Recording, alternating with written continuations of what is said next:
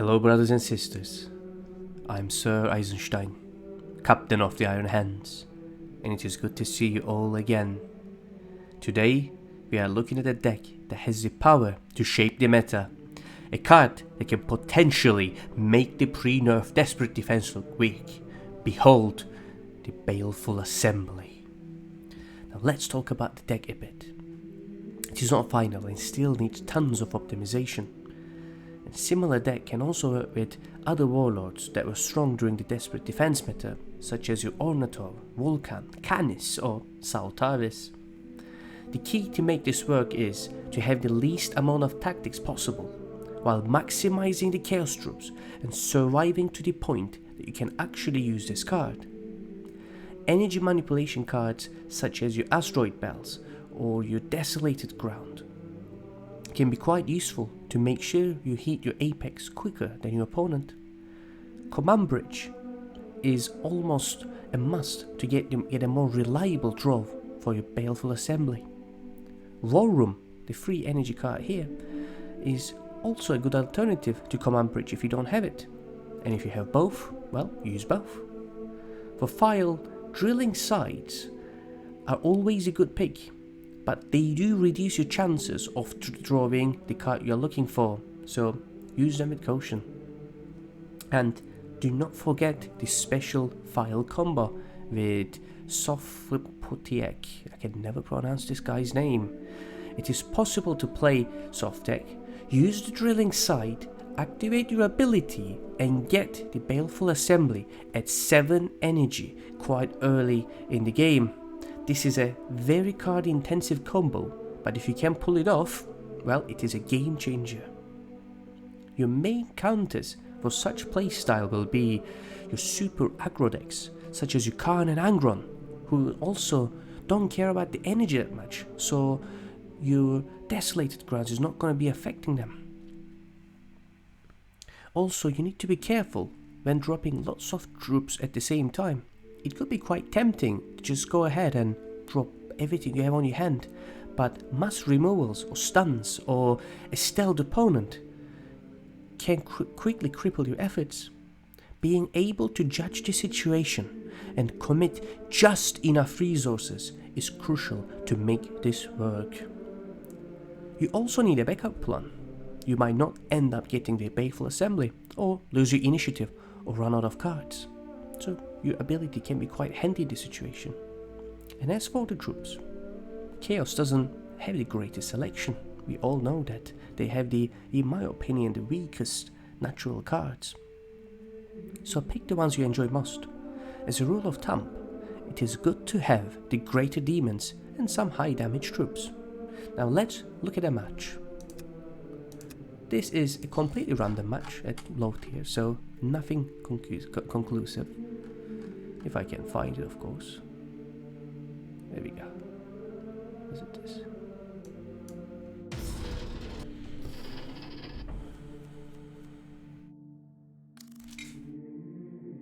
So we want to have the Asteroid Bells, the Desolated Ground, War Room. We technically want to have as much as tactics as we can in our hand.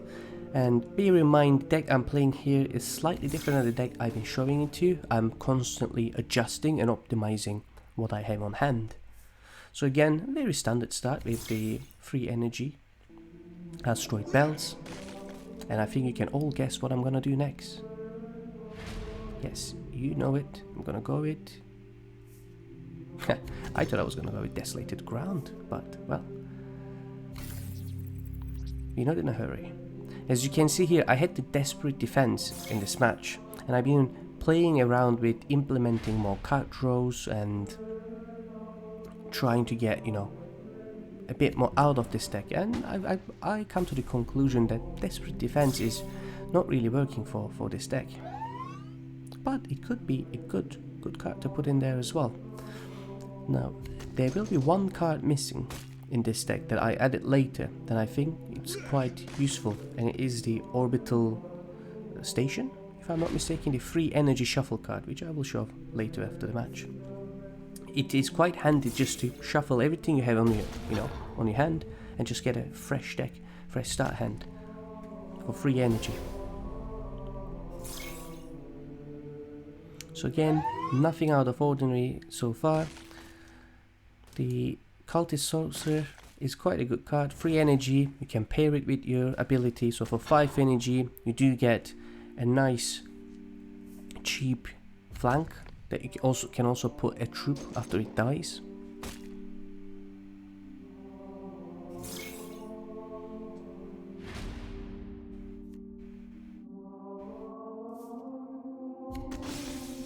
Another good troop to have is this guy here, the Ichiron.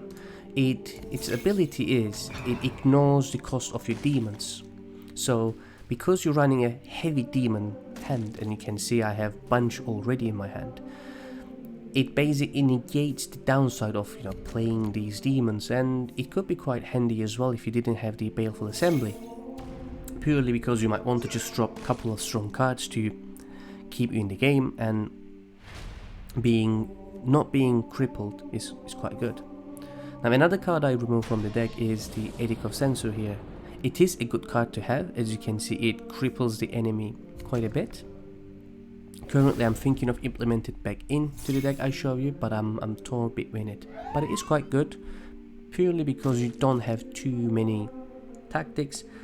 But then again, you got to remember, you need to keep minimum amount of tactics as you can, so it increases your chance to get the Baleful Assembly while using the War Room or the Command Bridge.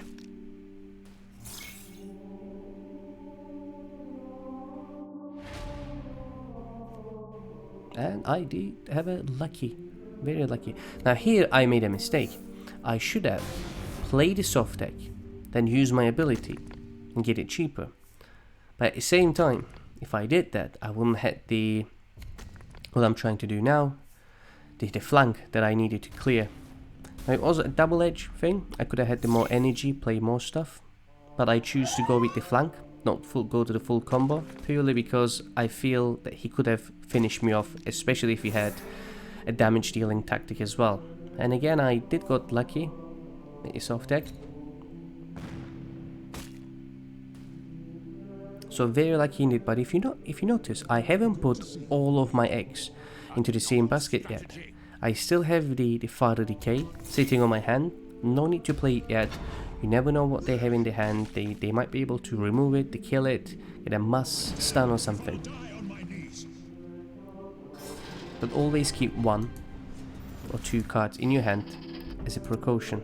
And again, as I was talking, having the orbital base is quite good if you want to shuffle. So if you're struggling from, per se, you don't have enough draws, or you're struggling to get the Baleful Assembly in your hand, it's good to have. If you don't have that problem, replace it with Edict of Censor, which is quite good.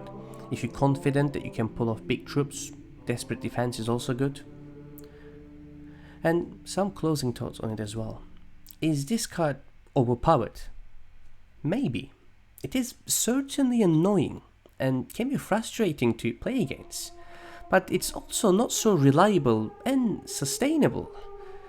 It's still too early to tell if it's a true meta changer, as more optimization for the decks needed, but I'm positive that it will receive some sort of nerf. Lastly, compared to the pre-nerf Desperate Defense, it is not as powerful either. It doesn't give you a big unit with a front line that can counter your Angron or Khan, which are your biggest counters, nor does it have a card draw. And due to the nature of the players, it can make you a bit greedy and you put everything in your hand in one go and potentially lose out as well. So it's a good card, but it's more of a strong gimmick in my opinion. Well, that's it for today. Stay safe and remember, Emperor protects.